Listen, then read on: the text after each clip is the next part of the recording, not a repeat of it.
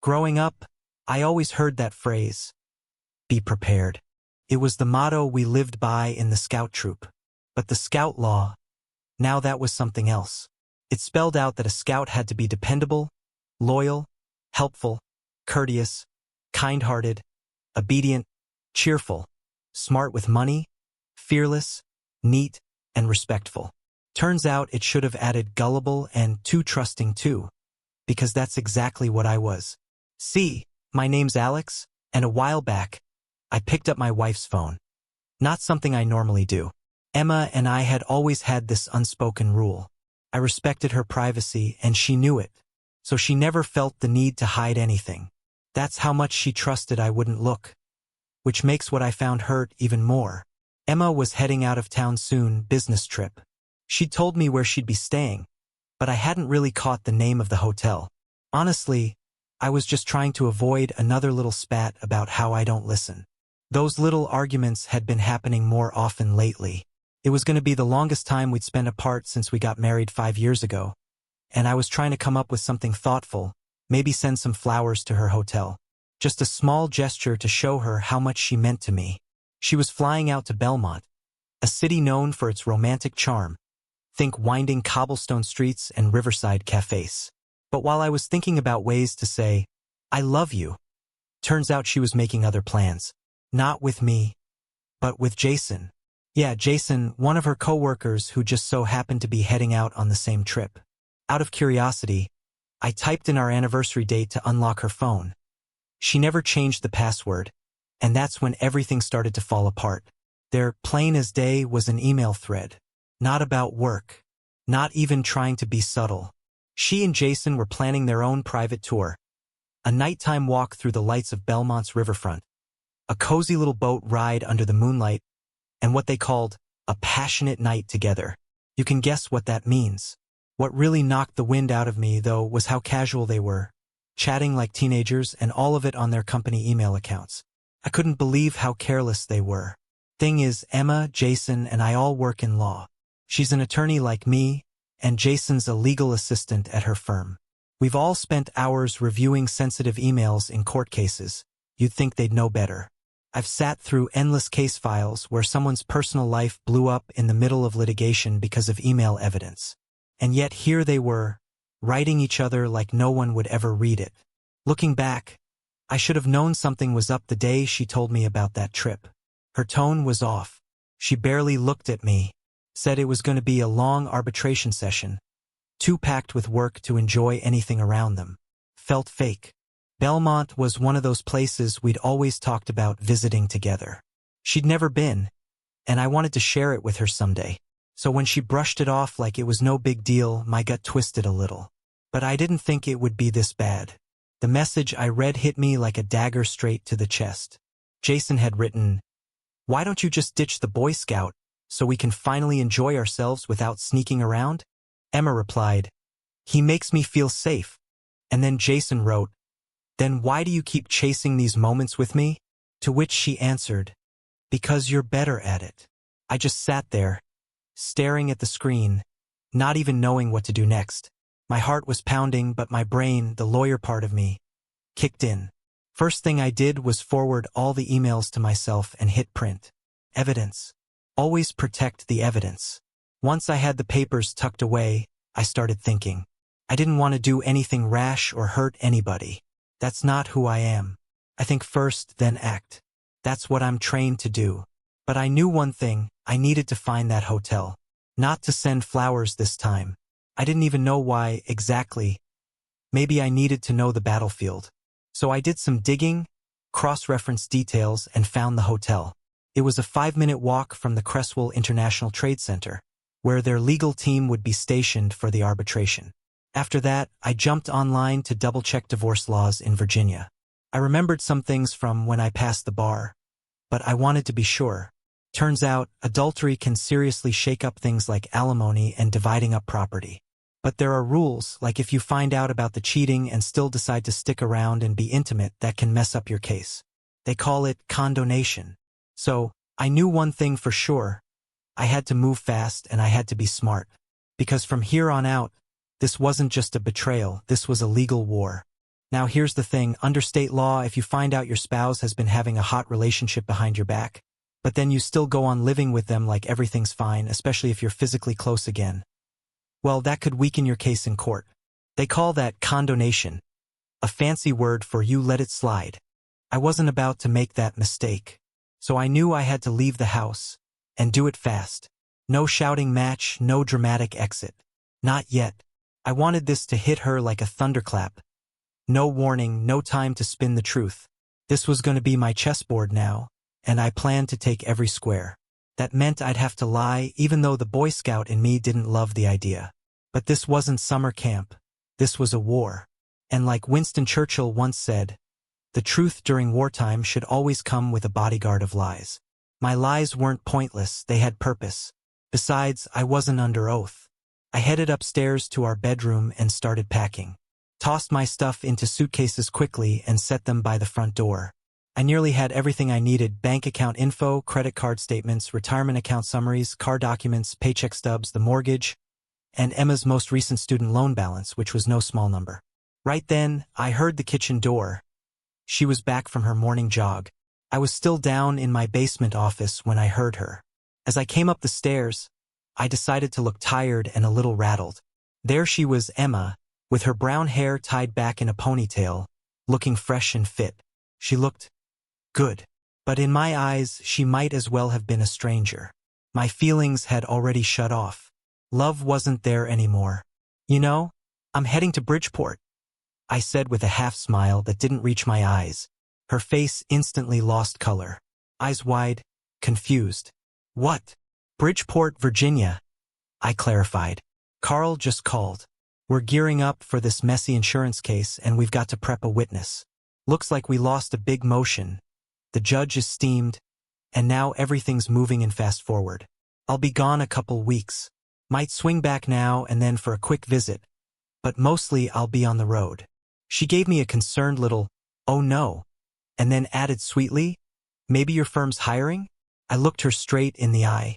Honestly, I'd rather be flying to your Bridgeport. And just like that, I saw the concern start creeping back into her face. Then she laughed, a nervous kind of laugh, and said, send me your resume. Maybe you've got just the right qualifications. It was a joke, of course. Her law firm had a better reputation than mine. Still, maybe the guilt was weighing on her, because she stepped toward me like she was going to give me a hug. But I turned and walked right past her, heading back to my office before she could even get close. Truth is, I'd been having flashes in my mind of doing something I'd regret, and I wasn't about to let that happen. Later, she called up the stairs to ask if I wanted dinner. No, can't stay, I replied. I'll grab something on the road. Carl wants me to head out right now. He's losing it. I made a show of grabbing things in the kitchen, loading up like a man in a rush. Emma followed me to the door, brows a little pinched. She went in for a goodbye kiss, but I backed off. I think I'm coming down with something, I told her. Woke up with a sore throat. Might just be allergies, but I'd hate to pass anything on to you. She trailed me outside as I loaded my bags into the trunk. When will you be back? Maybe Friday, I said casually. After Bridgeport, we head to Kingston, then probably Green Hill next week. Maybe I was just being paranoid, but I saw the way she glanced off to the side, like she was already working out her little window of opportunity.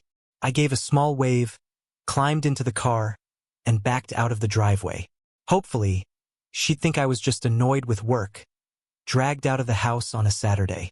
I hoped she'd be too preoccupied planning for Jason's arrival to give much thought to my mood.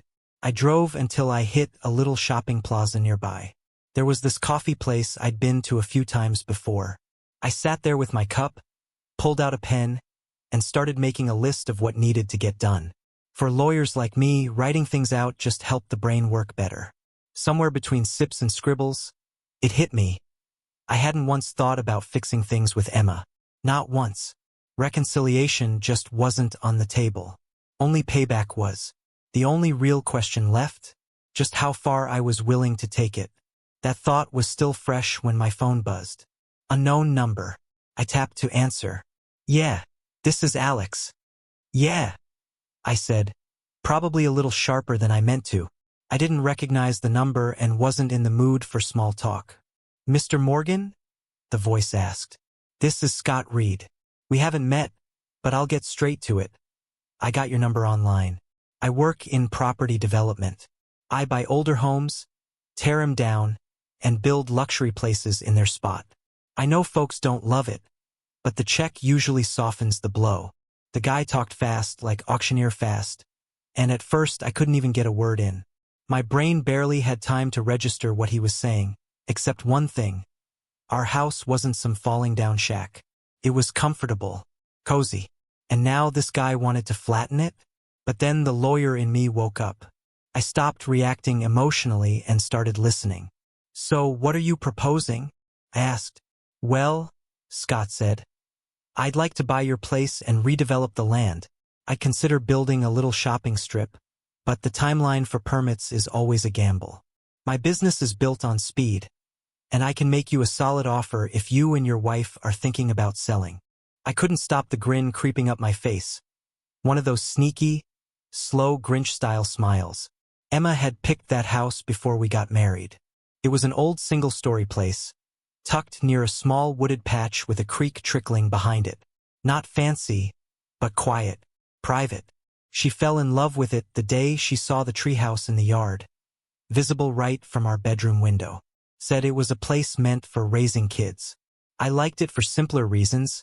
It was affordable and only 20 minutes to the main commuter station. Made my train ride into the city just 30 minutes, which worked out great back then. "Mr. Reed, I'll be away for a few days," I told him, thinking on my feet. "Might not be able to get you access to the property right away." "Call me Scott," he said. "That's fine. I've already walked the outside. Like I said, it's seen better days. I don't need to see the inside. Can we meet Sunday morning?" "Sure," I replied. "I'll probably be handling the paperwork myself. My wife's real tied up with work lately, but I've got her legal authority to sign things on her behalf." "No problem at all," he said. "I'll bring the form we usually use." I wrote down the address and suddenly saw how all the pieces were lining up. She thought I was just her safe little Boy Scout. Dependable, predictable, soft. But the truth was, the Scouts weren't just about knots and campfires.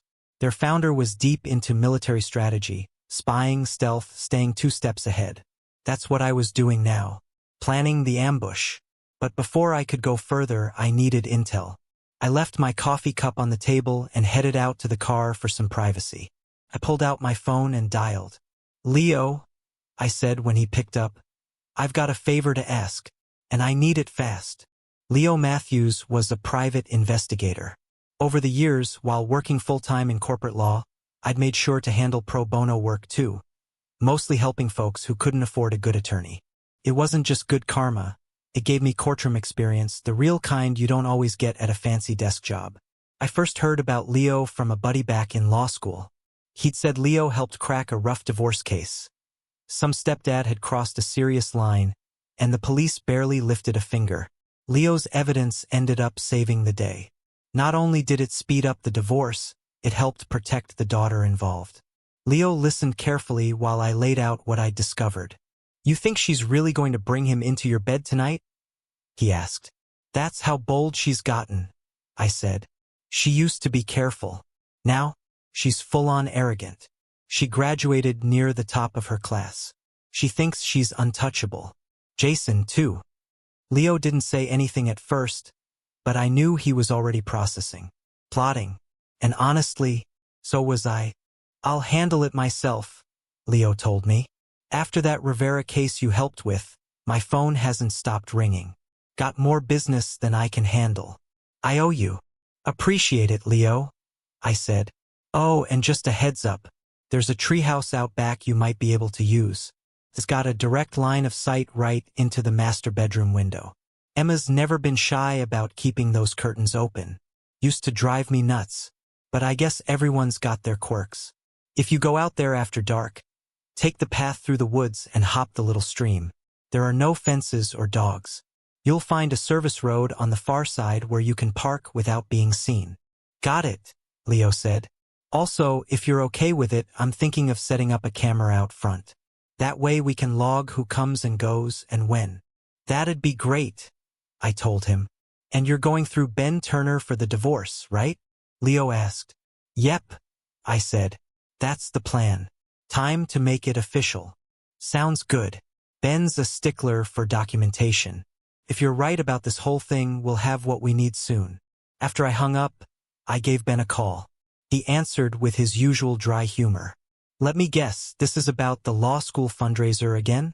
I've already gotten 5 calls from them. No, not this time, I said. I want to hire you. Emma's cheating, and I want to handle it. There was a pause.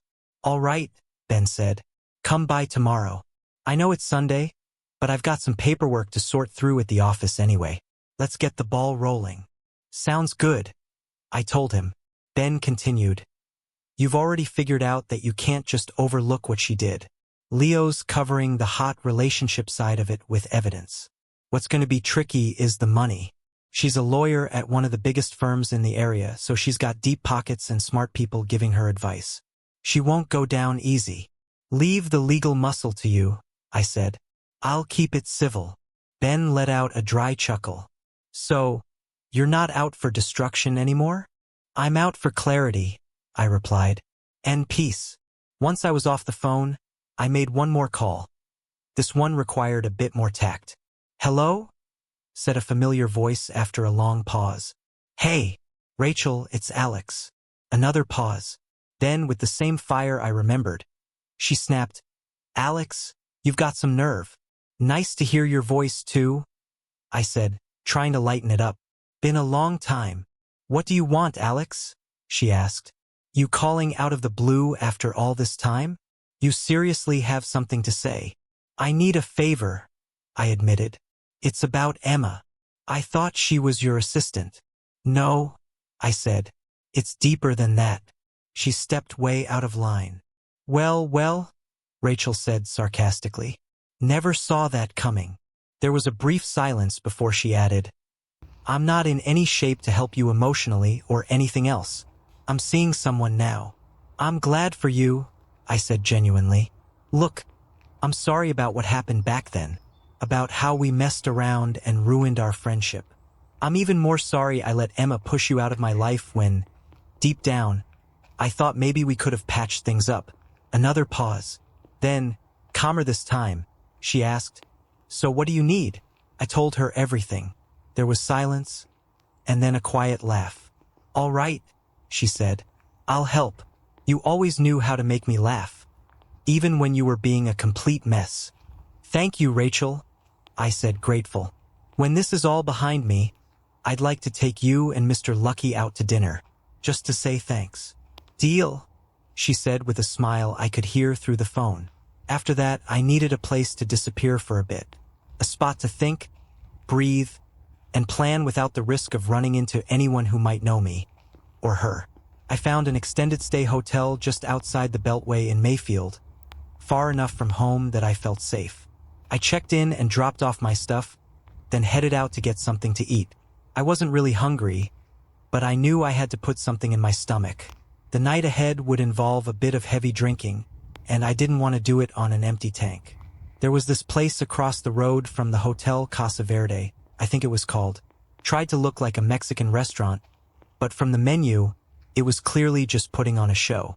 Most folks don't know the difference anyway.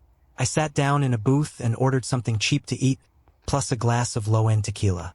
I figured I'd be regretting it the next morning, but a little discomfort felt earned. Part of the cleansing, I guess.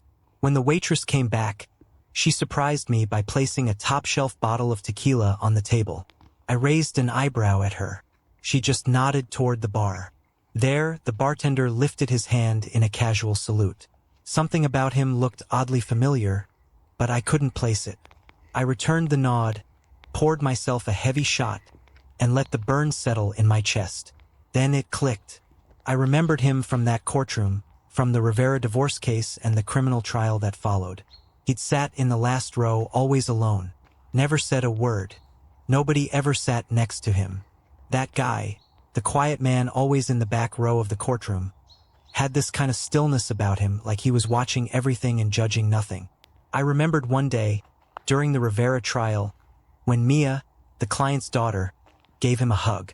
That's the only time I ever saw him interact with anyone. Later, when I asked Mia who he was, she clammed up and simply said, "Just a family friend." I sat there alone in the booth, scribbling in my notebook while sipping tequila. The food was gone. The waitress had already cleared the plates. I figured I'd go use the restroom before I left. But when I stood up, the world felt a bit wobbly, like I was on a boat. I had to steady myself against the wall to keep my balance. After I finished and walked back, I tried to look put together. I slid into the booth and found the bartender sitting across from me, right where I'd been writing. "Good to see you, Senor Alex," he said with a firm handshake. I looked at him, not sure what he was about to say. "I never got a chance to thank you," he continued. "My cousin. You helped her deal with that no-good man she was stuck with." I tried to wave it off, told him I didn't do much, just helped where I could. But he ignored that. "He got a bad beating inside," the bartender added. "Did you know that? Pretty bad. They say he may never walk again or eat solid food." He smiled slightly while saying it, almost like he was delivering a weather report. No emotion, just facts. I felt a chill settle into my bones. "I didn't hear about that," I said. He shrugged like it was yesterday's news. "So, what brings you into Casa Verde all alone on a Saturday night? Where's your lovely wife?" That question threw me off. He was still smiling, but there was a kind of knowing behind his eyes. Not smug, just aware. Too aware. How did he even know I was married? Then I remembered, during the Rivera trial, Emma had shown up unexpectedly and kissed me right in the courtroom hallway. He must have been there and seen it all. "We're having problems," I told him. No use lying. The guy clearly already knew more than he should have. "Ah," he said with a soft nod. "She seeing someone else?" His voice carried no judgment, just interest, like he was flipping pages in a storybook. That hit me harder than I expected. I didn't answer. "I'm no attorney, Senor Alex," he said, looking at my notebook on the table. "But if I were trying to keep something secret, I wouldn't leave it out in the open." He gestured to my notes. I jotted down everything. Points about her affair, sketchy drawings of Jason getting tackled, Emma's name circled and crossed out, and a to-do list that included the phrase, "burn it all." "Yeah," I said with a half-smirk. "Not exactly secure. But hey, at least it doesn't have any confidential client info." He leaned forward just a little. "In your shoes, I'd ask myself one thing. What do you really want?" I stared back, trying to read him. "I'm not talking about money," he continued. "Forget that. I mean, if you could have any revenge you wanted, what would that look like?" I didn't have to think. "I want to hit her," I said, my voice low. "Right in the nose, hard enough to break it. And then I want to hit her again, hard enough to turn both eyes black. She's got this face. It's beautiful. Her eyes say everything. I want to ruin all of it." He leaned back, his grin widening. Then he shook his head, half laughing. "You're not thinking clearly, my friend. You do something like that, and the only place you'll be going is jail. Unless you plan to meet your clients through bars and glass. That's not the kind of place you want to end up, right?" I gave a nod, saying nothing. "But maybe," he said, his eyes sharp now, "maybe I can help." I stared at him. "You helped my cousin when she was trapped in a bad situation," he said. "She never came to me, for her own reasons. But you stepped in. You showed up." I tried to cut him off. "Leo did the real work. I just called the police. And one of our senior partners, a former assistant district attorney, had a quiet word with the local prosecutor to make sure the case was taken seriously. That's all." He shook his head slowly. "You still don't get it. Helping regular folks like her? That matters. It means something. To me. To my family. And I don't forget people who help us." He paused. "I pay my debts." I didn't respond right away.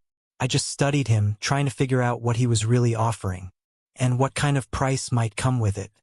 I told Ben to go ahead and file for divorce based on adultery, but not to serve her the papers just yet. Ben gave me a hard, blank stare. "Trust me on this one," I said. He sighed, running a hand through his hair. Every time I hear someone say, "Trust me," I get heartburn. Just do not do anything reckless, Alex. Please.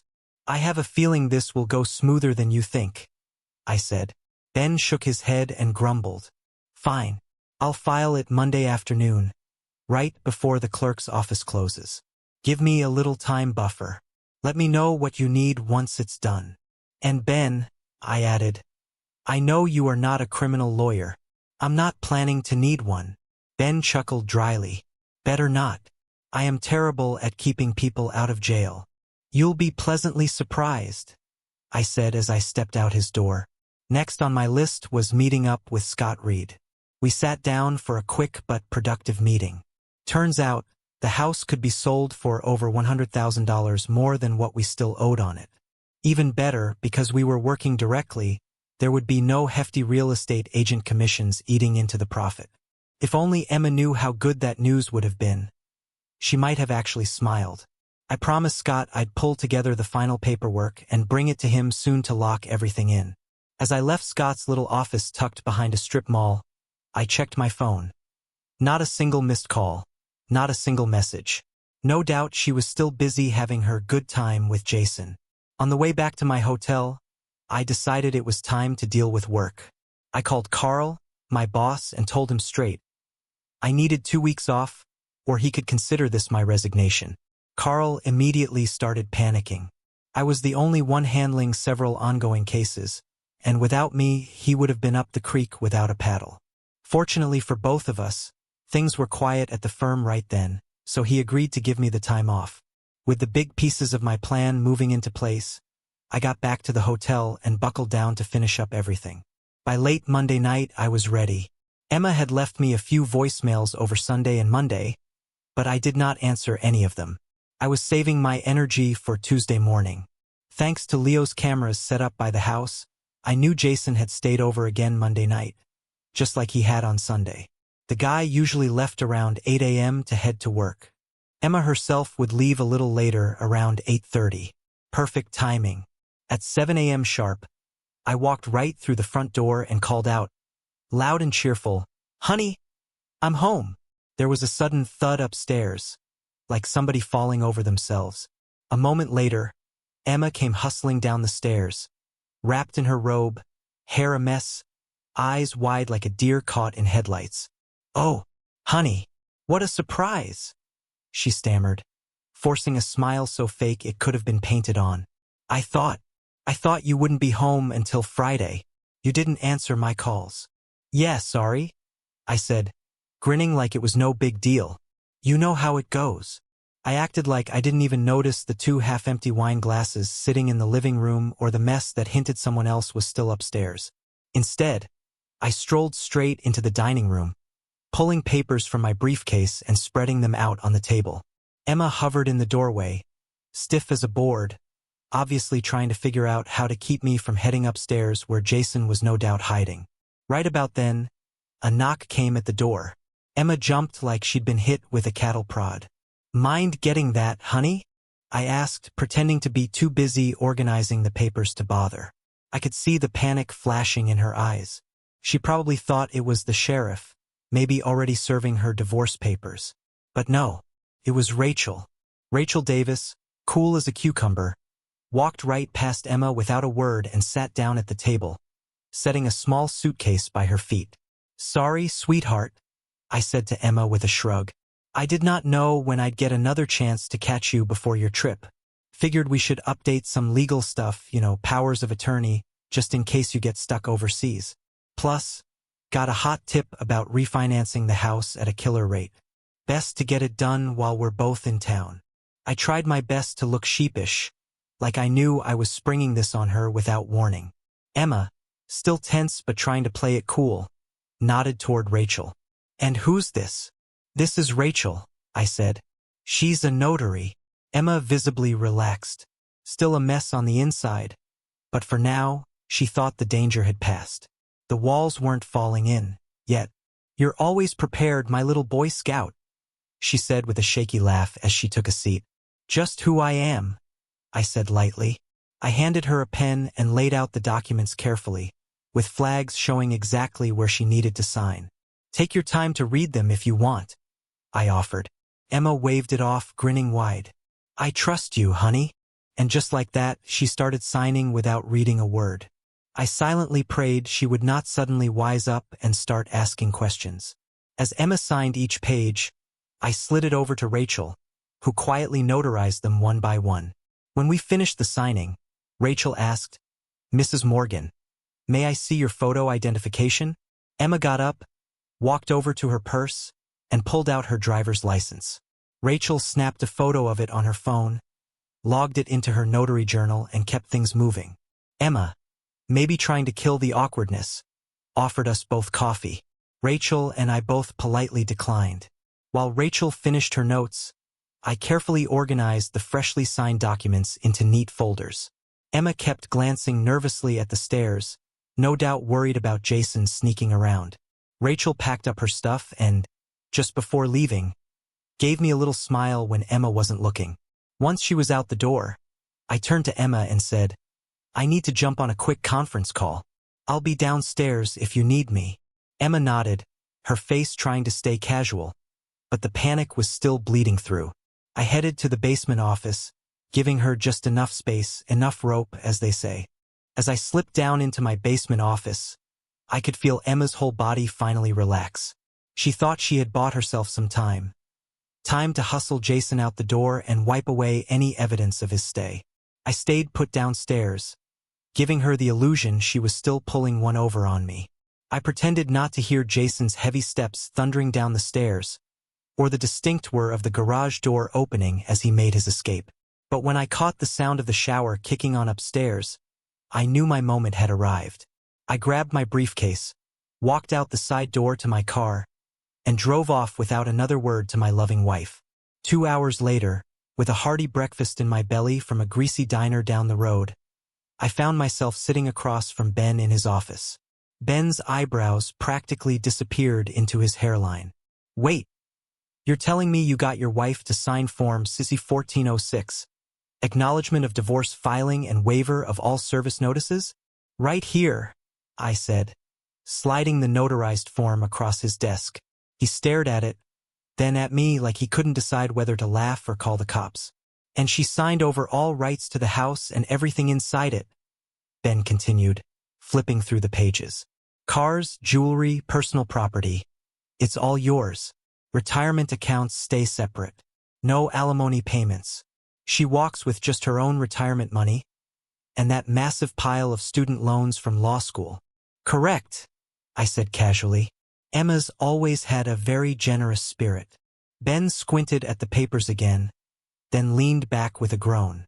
And this, he jabbed at another page. An affidavit where she admits to the hot relationship, says her lover was upstairs in the marital bedroom while she signed it, and that he stayed the night after their little adventure? That's right, I said, keeping my face blank. Ben barked a short laugh, shook his head, then spun his chair around and faced the wall for a moment. To hell with it, he muttered. I'm in. I'll take this case. He turned back around. You're a respected member of the bar, a friend. But man, if I'd known you were this deep into your own Mission Impossible plan, I might have charged you double. I gave a small, respectful nod. Ben pointed a finger at me. If needed, the notary, Rachel. She'll confirm Emma signed these willingly? She will, I said. And if anyone asks, Emma's a trained trial lawyer. No one forced her to sign anything. She took whatever time she thought was necessary. Ben sat quietly for a moment, then said, Good. I'll get all of this filed, the affidavit, the report from Leo, even the security footage and DVD backup. I'll also pull it from public electronic files temporarily. No need for the newspapers to get a whiff of this. No, I agreed. Emma leaves for Belmont in 2 weeks. The longer this stays buried, the better. Ben leaned back in his chair and tapped his pen against his desk. You know anyone inside district court who might help push this through? I thought for a second. You remember Noah? He was a year behind us in law school. Ben nodded. Yeah, poor guy's been struggling to land a law firm job. He's clerking now at district court trying to get noticed.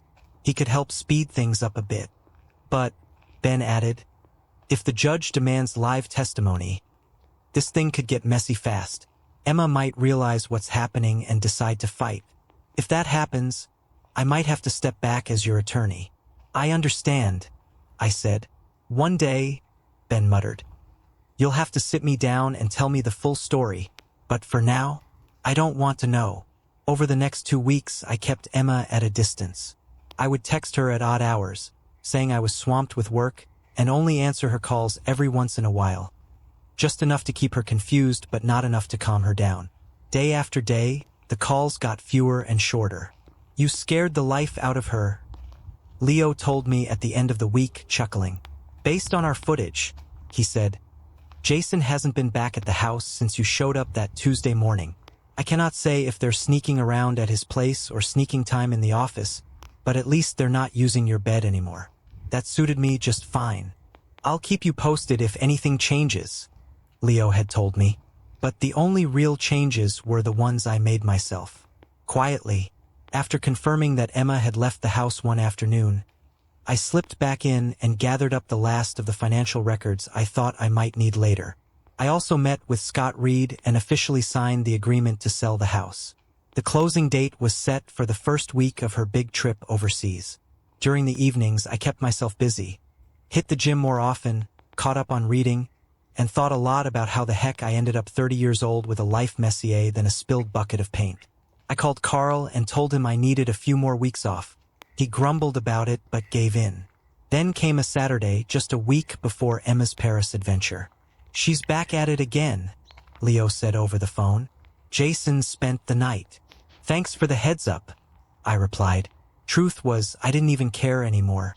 I just made a mental note that I'd rather torch the sheets than sell them with the house. By then, I had already seen the video footage Leo gave me earlier. I got it, Jason was a little younger, and according to Leo's digging, the guy was a bit of a gym rat. Always strutting around the mirrors like he was in a cheap fitness commercial. Compared to him, I was in decent shape, but I sure did not have a six-pack. Still, it stung, not because he was better, but because it showed how shallow Emma had become. She was chasing nothing meaningful. Before I even realized it, Emma was heading out for her big Paris trip. Leo had one of his guys follow her to the airport and wait until her plane was wheels up toward Europe. Once I got the green light, I moved fast. I went back into the house, gathered up all of Emma's clothes into a pile in the living room, and packed up everything I wanted to keep.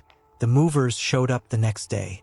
They boxed up Emma's stuff separately and sent it off to a storage unit I arranged. My things? They went to the apartment I had already lined up. Thanks to Scott Reed's house-flipping skills, selling the furniture was a breeze. Most of it was gone by the time I locked the front door for good.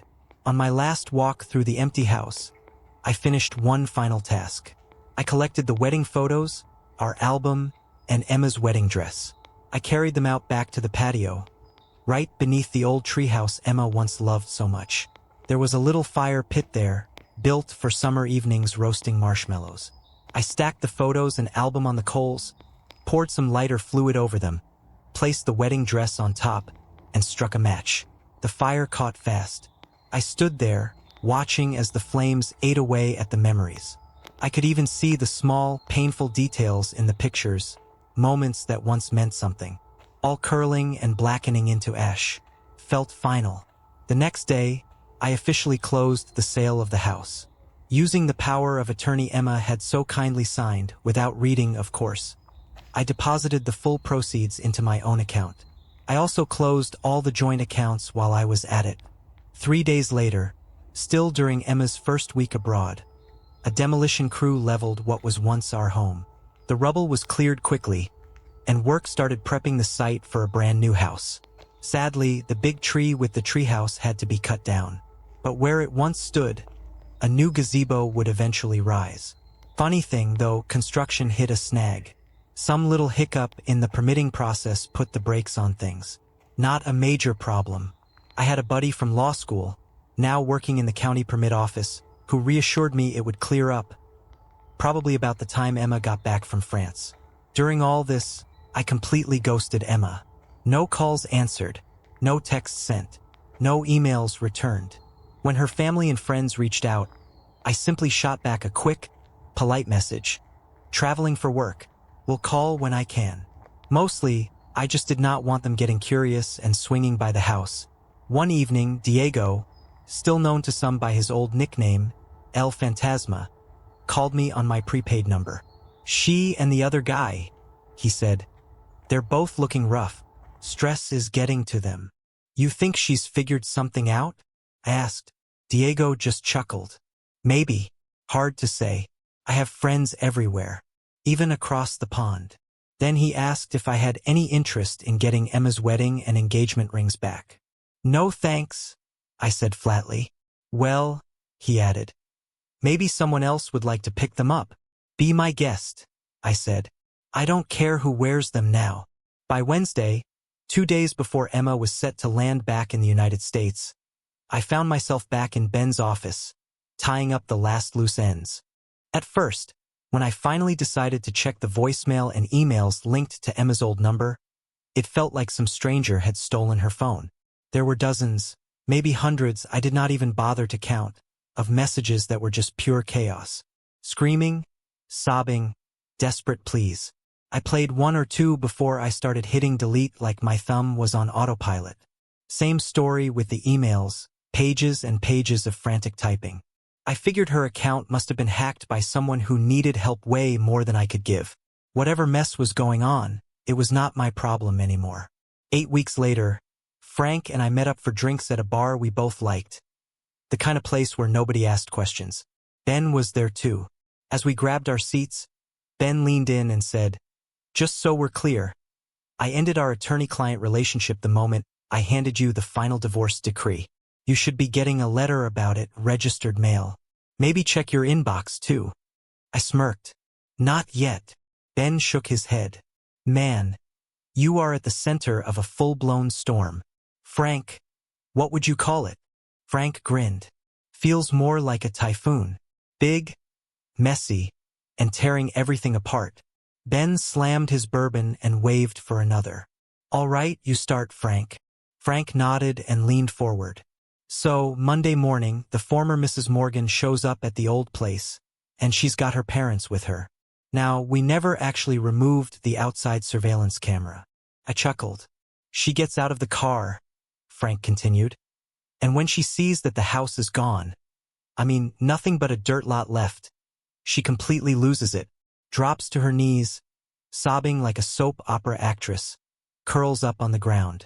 It looked like a toddler meltdown in the middle of a crowded mall. Ben chimed in, grinning. And that's before the construction crew even showed up.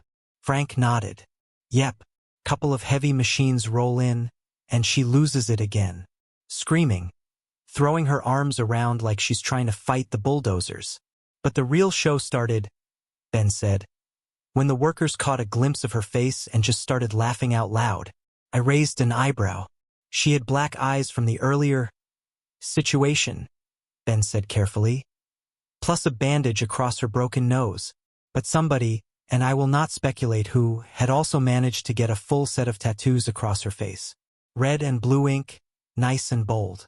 You could see it from halfway across the lot. I sipped my drink and waited. That afternoon, Ben continued, Emma rolls up to my office with 2 attorneys from her fancy firm in tow. No appointment, no courtesy call, just barging in, loud and angry. I made them sit and wait for 25 minutes, he added with a grin. Had my Glock sitting on the desk, fully loaded. Welcome to Virginia. When I finally let them in, they were practically foaming at the mouth, yelling about urgent motions, bar complaints, threats of contempt charges. Ben paused to chuckle. Honestly, it was tough to stay focused. Every time Emma raised her voice, all I could see was that mess of red and blue tattoos across her forehead. He shook his head. Anyway, once they calmed down a little, I asked what exactly they thought was false in any of the documents. They all kind of looked at each other, lost. So I said, let's start simple. Is there any dispute that your client committed adultery? They all mumbled yes, no argument there. So I rolled the footage. Ben gave me a knowing look.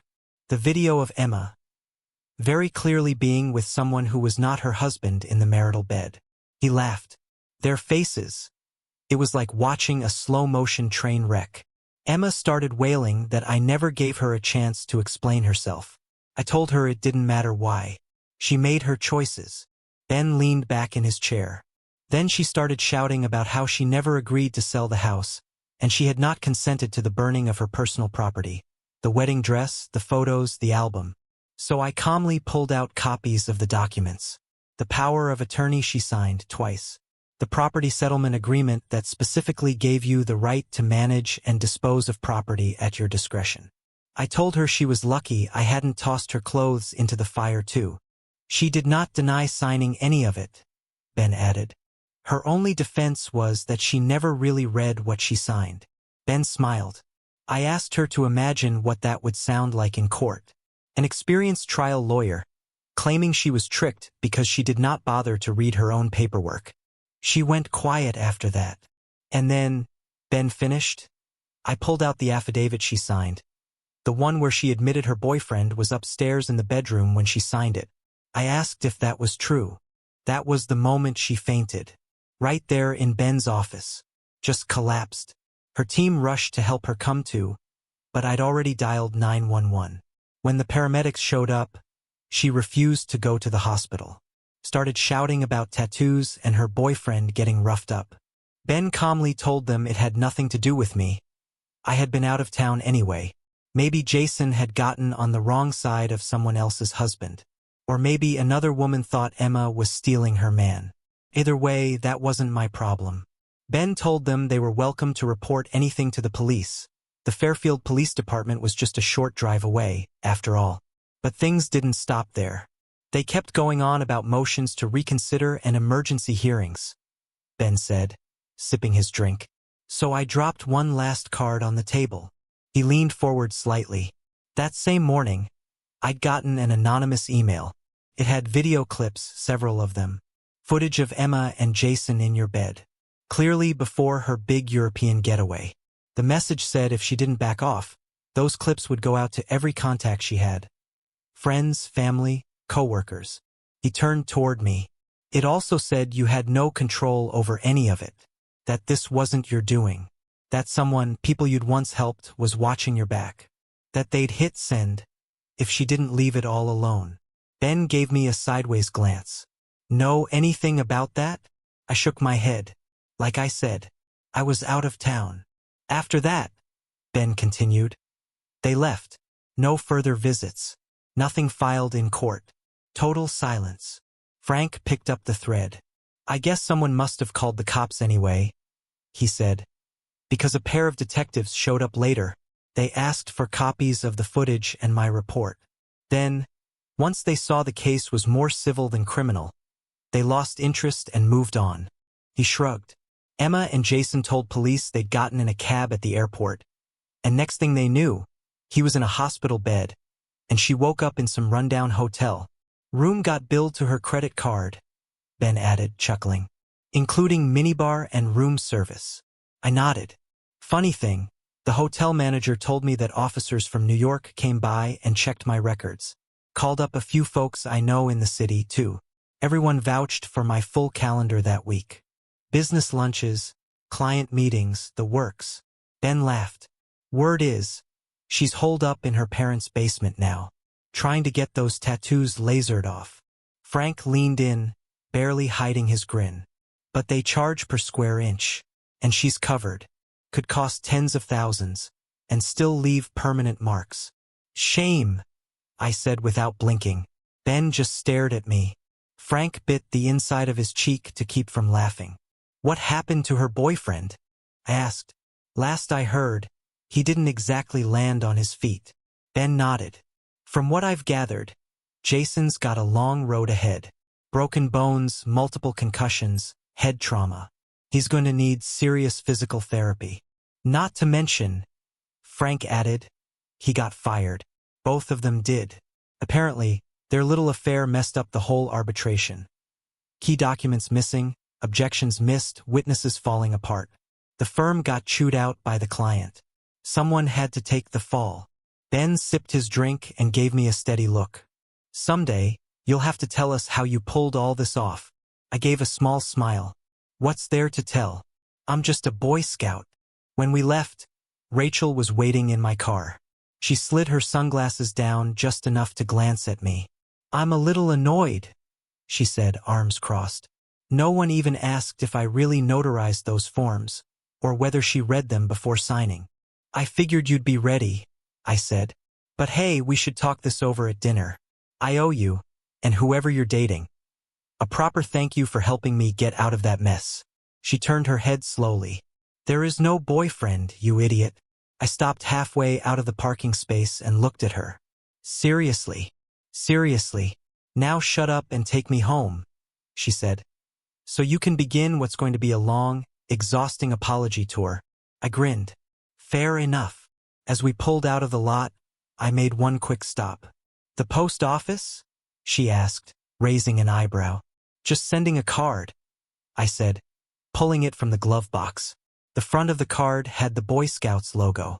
I'd written one simple line inside. Do you feel safe now, sweetheart?